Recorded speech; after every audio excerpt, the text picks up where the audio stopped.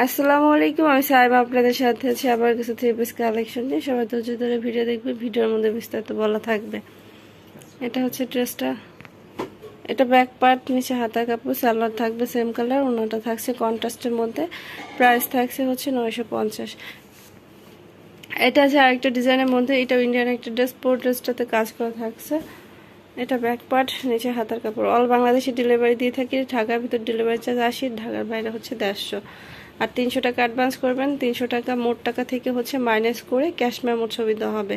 প্রতিটা কাস্টমারকে আমাদের ক্যাশ মেমো ছবি দেওয়া হয়। প্রাইস আছে 850। এটা হচ্ছে দেখেন আরেকটা ডিজাইনের মধ্যে থাকছে।